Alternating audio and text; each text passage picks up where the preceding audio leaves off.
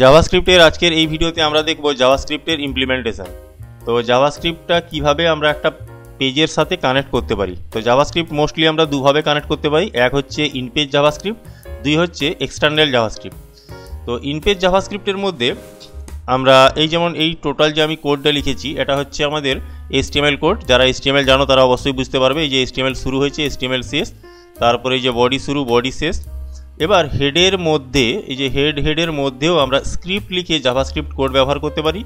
এছাড়া বডির মধ্যেও আমরা স্ক্রিপ্ট লিখে জাভাস্ক্রিপ্ট কোড ব্যবহার করতে পারি। তো জাভাস্ক্রিপ্ট কোড ব্যবহার করার জন্য আমাকে স্ক্রিপ্ট শুরু এবং স্ক্রিপ্ট শেষের মধ্যেই করতে হবে। আর এক্সটার্নাল হিসাবে হলে আমাকে আলাদা করে একটা JS ফাইল বানাতে হবে, যে কোনো একটা ফাইলের নাম দিয়ে JS ফাইল আকারে সেভ করতে হবে। যদি সেম উইন্ডোর মধ্যে থাকে তাহলে লোকেশান দেওয়ার দরকার নেই, শুধু ফাইল নেম লিখলেই চলবে। আর না হলে লোকেশান প্লাস ফাইল নেম দিতে হবে এবং লাস্টে অবশ্যই .js দিতে হবে, কেননা ওটা JS ফাইল। তো এবার আমরা প্র্যাকটিক্যালি দেখব। তো আমার ডেস্কটপের উপরে আমি একটা JS নামে ফোল্ডার বানিয়েছি। এই ফোল্ডারের মধ্যে রাইট ক্লিক করে ওপেন উইথ কোডে ক্লিক করা মাত্রই আমাদের VS কোড খুলে যাবে, যদি কম্পিউটারে VS কোড লোড করা থাকে। তো আমি আগে থেকে VS কোড লোড করে নিয়েছি।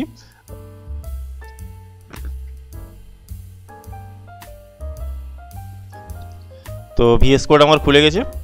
এবার আমরা এই যে এখানে রয়েছে এক্সপ্লোরারে ক্লিক করব। এই যে JS ফোল্ডারের মধ্যেই আমার এটা ওপেন হয়েছে। এবার এইখানে ক্লিক করব, এই যে নিউ ফাইল ক্লিক করার পর আমি যে কোনো একটা নাম দেব। সাপোজ আমি দিয়ে দিলাম home.html লিখে যেই এন্টার করব অটোমেটিক আমার একটা ফাইল তৈরি হয়ে যাবে। এবার VS কোডে আমরা অনেকগুলো সুবিধা পাই, যে প্রত্যেকটা কোড সাজেশন আকারে দিয়ে দেয় আমাদের, তাই কাজ করতে সুবিধা হয়। যেমন আমি এক্সক্লেমেটারি সাইন দেওয়ার পর যেই ট্যাব দেবো আমার টোটাল HTML কোডটা সামনে চলে আসবে। তো আপাতত আমি এই মেটা কোডগুলোকে ব্যবহার করছি না। মেটা কোডগুলো সাধারণত ক্ষেত্রে আমাদের SEO করতে কাজে লাগে, যেটা হচ্ছে সার্চ ইঞ্জিন অপটিমাইজেশন। তো SEO যখন শিখবো তখন এই ব্যাপারগুলো নিয়ে আমরা আলোচনা করব। তো আপাতত আমি এমনি রাখলাম প্লেন। তো এখানে H1 ট্যাগের মধ্যে আমি লিখে দিচ্ছি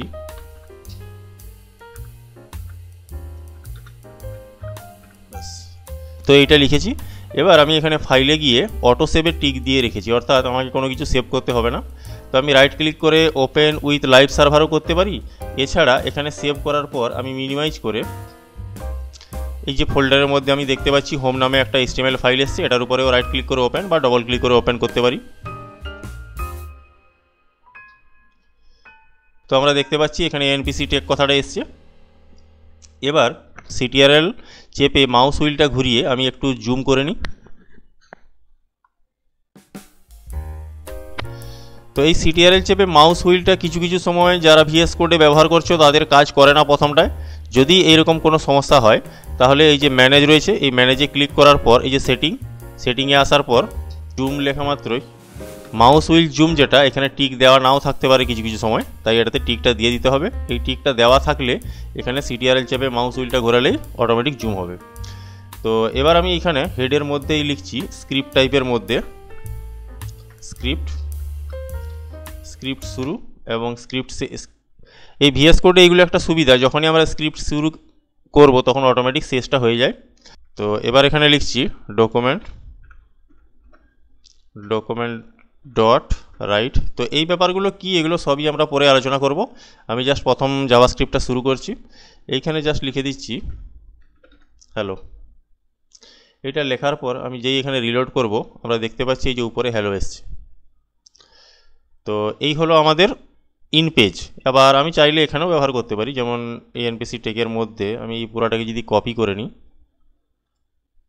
কপি করে এখানে যদি পেস্ট করে দিই, তো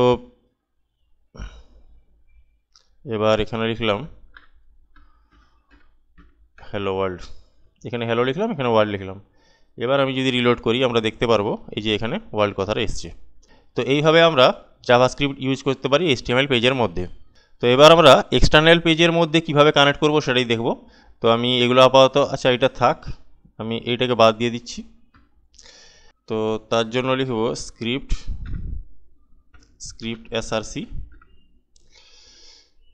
src লেখার পর ফাইলের নাম। তো ফাইলের নাম আমি জাস্ট abc.js দিয়ে দিচ্ছি, যদিও ফাইলটা আমি বানাইনি এখনও। তো এবার ট্যাগ শেষ করে দিলাম।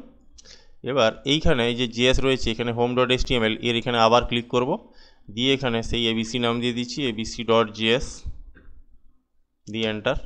আমার একটা জিএস ফাইল এখানে খুলে যাবে। তো এখানে আবার যদি লিখি শুধু, এখানে আর কোনো স্ক্রিপ্ট দেবো না, জাস্ট লিখবো document, just JavaScript code document dot right. Document dot রাইটের মধ্যে আমি এখানেই একসাথে লিখে দিচ্ছি ওই হ্যালো ওয়ার্ল্ড।